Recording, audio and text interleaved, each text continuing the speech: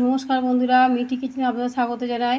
আমি মাছের মাথা দিয়ে ডাল রেসিপি রান্না করে দেখাবো। আমি তার জন্য মুগ ডাল নিয়ে নিয়েছি আর নিয়েছি একটা কাতলা মাছের মাথা। এখানে আমি পুরো গোটা নিয়ে হাফ নিয়েছি, পরিষ্কার করে ধুয়ে রেখেছি। এবার নুন হলুদ মাখিয়ে রেসিপিটা শুরু করব। তো বন্ধুরা দেখতেই পাচ্ছেন আমি ডালটা সিদ্ধ করে নিয়েছি। এবার আমি কড়াতে তেল গরম করতে দিয়েছি, তেলটা গরম হয়ে গেছে। আমি মাছের মাথাটা নুন হলুদ মাখিয়ে রেখেছিলাম। আমি মাছের মাথাটা আগে একটু ভালো করে ভেজে নেব, ভালো করে উল্টে পাল্টে ভেজে নেব।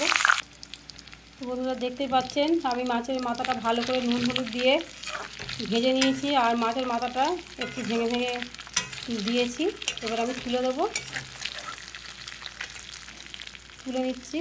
এখানে আমার ডালের ফোড়ন, ডাল সিদ্ধ ছিল সেখানে, সেই পাত্রে আমি এটা তুলে রেখে দিচ্ছি। তো বন্ধুরা আমি মাছের মাথাটা ভেজে ডালের উপর তুলে নিয়েছি। এবার আবার কড়াতে তেল দিয়েছি। এবার আমি একটু জিরে ফোড়ন দিয়ে দিচ্ছি। এবার দিয়ে দেবো একটু রসুন কুচানো অল্প করে।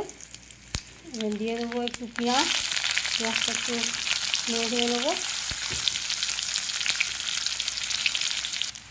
পেঁয়াজটা ভাজা ভাজা হয়ে গেছে। এবার আমি একটু আদা কোড়া দিয়ে দিচ্ছি। আমি আদাটা আগে দিইনি, কেন তেলের উপর দিলে চটপট করে আর ধরে নেয় কড়া। এবার আমি আদাটা দিয়ে দিলাম, একটু মিক্স করে নিচ্ছি।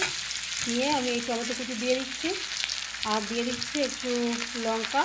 এখানে শুকনো লঙ্কাও আপনারা ইউজ করতে পারেন, আমি এটা করছিলাম। আমি কাঁচা লঙ্কা, কাঁচা পাকা লঙ্কা কালার আমি দিয়ে দিলাম। এবার দিয়ে দেবো একটু নুন।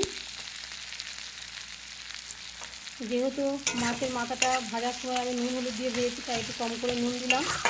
আর একটু হলুদটা এখন দেবো না, দেখে আমি তারপর দেবো। বন্ধুরা দেখতে পাচ্ছেন মশলাটা আমার কষানো হয়ে গেছে। আমি একটু উপর থেকে হালকা করে একটু চিনি অ্যাড করছি কালারের জন্য বা টেস্টের জন্য। মশলাটা আমার কষানো হয়ে গেছে। আমি এবার ডালটা ঢেলে দিচ্ছি।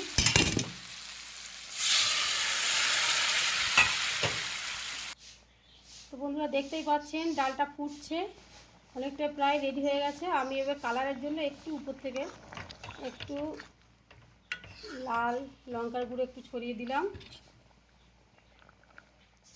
এবার দিয়ে দিচ্ছি একটু গরম মশলা গুঁড়ো আর দিয়ে দেবো নামানোর আগে একটু ঘি। এই উপর থেকে এই ঘি একটু আমি ছড়িয়ে দিচ্ছি উপর থেকে।